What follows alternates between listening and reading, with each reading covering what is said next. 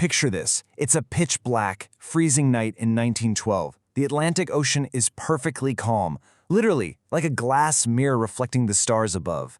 And you know, looking at it, no one had the absolute slightest idea that behind this dead, eerie silence hid the biggest secret of the century, the Titanic. The largest, supposedly unsinkable ship in human history is out there on its maiden voyage. The night was just so beautiful it completely deceived everyone on board, a deception that, well, was going to cost an unimaginable price. 2,240. I really want you to just let the sheer scale of that number sink in for a second. 2,240 souls floating out there in the absolute middle of nowhere on this massive vessel. Inside, you've got the wealthiest people in the world mingling right alongside poor families who are just dreaming of a brand new life. Music is playing, people are laughing, completely safely enclosed in this floating city. It's a bustling miniature world, but it is completely surrounded by this vast, unknown, isolated, dark ocean. But then, the sun rises the next morning. And out of those 2,240 people, only 706 survived. Just 706. The rest simply vanished forever into the freezing water. Now, the real question we're looking at today isn't how the Titanic sank. I mean, we all know it hit an iceberg, right? The actual question is, when they had so much time before it went down, when so many more could have mathematically been saved, why did so few survive? What exactly happened in those final, terror-filled hours that turned this disaster into an absolute nightmare? Part 1. Iceberg. So, to really understand this secret, we've got to go right back to the exact moment the ship actually struck that colossal iceberg, because this is where the story takes a truly bizarre and terrifying turn.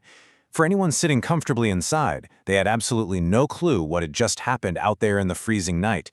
To them, everything felt completely normal. They thought they were in the safest place on Earth. It was 11:40 p.m. There was no moon, just pitch-black darkness. The ocean was so impossibly calm that there weren't even ripples in the water.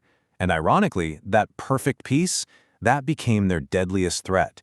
Because without waves crashing against its base, that massive black mountain of ice was virtually invisible in the dark, right up until it was directly, unavoidably in front of them.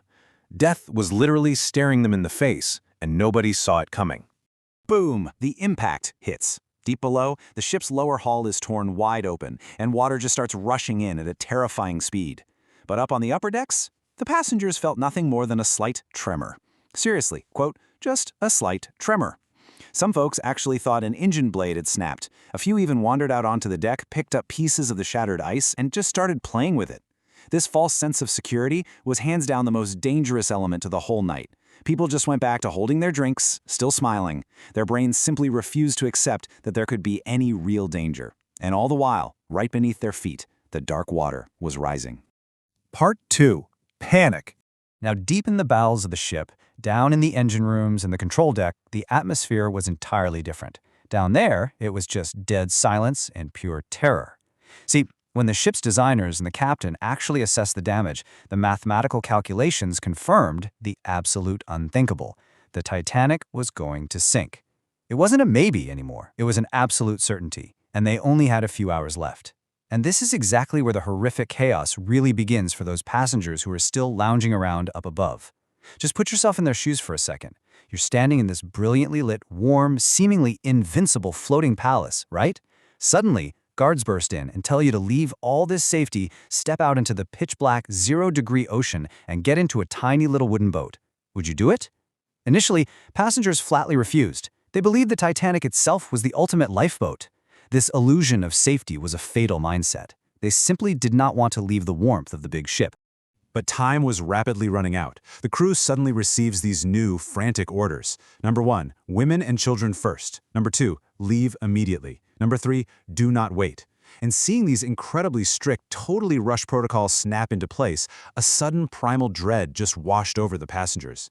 In a split second, people who were perfectly calm just moments before realized that death might actually be right around the corner. Families realized they might be looking at each other for the very last time, and just like that, absolute chaos took control of the ship. Part 3. Lifeboats. So this brings us to what is easily the most agonizing, analytical core of the entire tragedy. We are constantly told the Titanic didn't have enough lifeboats. And yeah, that is entirely true. But the even darker, far more horrifying reality is that the lifeboats they did have were completely underutilized. The execution of the evacuation was just so fundamentally flawed that it turned this into the greatest man-made disaster in history. Just consider lifeboat number 1. This small vessel had enough room to safely hold 65 people, 65 lives. Yet, when it was lowered down into that dark water, it contained only 12 passengers. Just 12. That means 53 seats were left completely empty. A boat that was mostly vacant just rode off alone into the dark ocean, while literally thousands of people were left behind on the deck, begging for their lives. How does something like this even happen? Well, the answer to that agonizing question actually lies in the split-second decisions of the 2 officers who were loading the boats. On one side of the ship, you had Officer Murdoch. He interpreted the captain's orders as women and children first, and hey, if there's still space, let the men in. Makes sense, right? But on the exact opposite side of the ship, Officer Lightoller interpreted that exact same order entirely differently. His takeaway was strictly only women and children. He completely refused to let any men near the boats, no matter how empty they were. So one single order, understood in 2 completely different ways, and hundreds of innocent lives were lost because of it. And what was the final consequence of these errors? 400. By the time the final lifeboat was lowered and pulled away from the Titanic, there were roughly 400 empty seats floating out there in the ocean across all the various boats.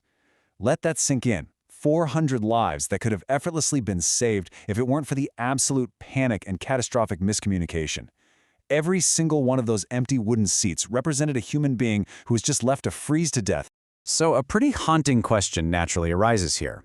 If lifeboats were launching half empty, and the upper deck passengers were initially refusing to board, where was everyone else?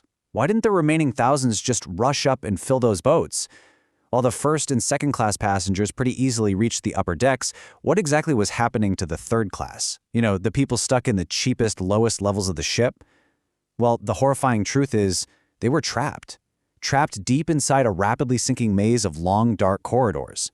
Gates had literally been locked to prevent the crowds from surging upward. So they spent their final moments desperately searching for a way out, but the awful reality was, there was simply no escape left for them. Part 4. Rescue. Now we enter the final hours of the night. And here, the pacing just slows down to a devastating crawl.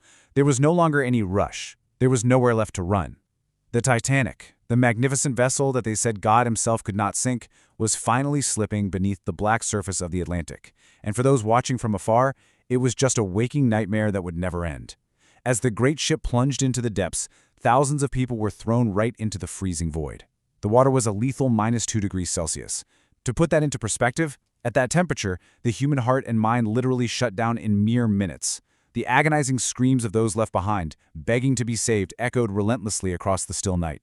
And honestly, the most heartbreaking part of it all, just a short distance away, those half-empty lifeboats were just floating in the dark.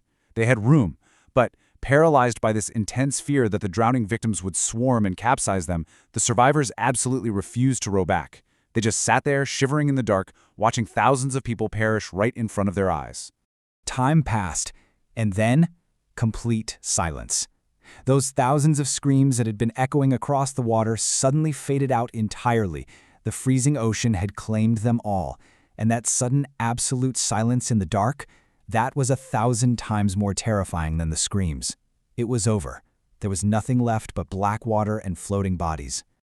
Hours later, as the very first rays of dawn finally broke across the deadly ocean, the rescue ship Carpathia arrived. But they found almost nothing to rescue. There was no giant Titanic, just scattered debris drifting on the surface, and a few traumatized survivors huddled up in those lifeboats. Eyes that had looked upon smiling families just a few hours before were now locked in this 1,000-yard stare, having witnessed a sudden, catastrophic ruin that they would never, ever forget. Part 5. Ending. When we take a step back from this harrowing story, we realize exactly why it still completely captivates us over a century later. It's not just because a massive ship sank, it's because buried deep inside this tragedy is an incredible chain of human error and pride that turned it into a completely man-made disaster. There's a word for this: hubris. It means a dangerous overconfidence, a blinding pride that ultimately brings about a catastrophic downfall. If you look closely at the facts, the Titanic didn't just collide with a wall of ice. It collided with human hubris. It struck the sheer arrogance of believing that we had conquered nature and built an unsinkable machine. It was this exact overconfidence that convinced the builders they didn't even need enough lifeboats in the first place. And tragically, it was the completely innocent passengers who ended up paying the ultimate price for that arrogance in the freezing midnight ocean. In the end, one lingering question remains, and it really haunts those dark waters even today. What if just a little bit of logic had prevailed? What if panic hadn't taken over, and the lifeboats had been filled to absolute capacity in a calm, orderly way? Those 400 empty seats that floated totally uselessly in the dark. Whose lives could have been sitting in them today? Historical tragedies exactly like this one serve as a constant, heavy reminder that no matter how much advanced technology we build, when we're faced with nature in a moment of pure terror, what we actually need most is our shared humanity and our presence of mind. And when we look back at those 400 souls who could have so easily survived, we are left with a single, echoing thought. What if they had just waited?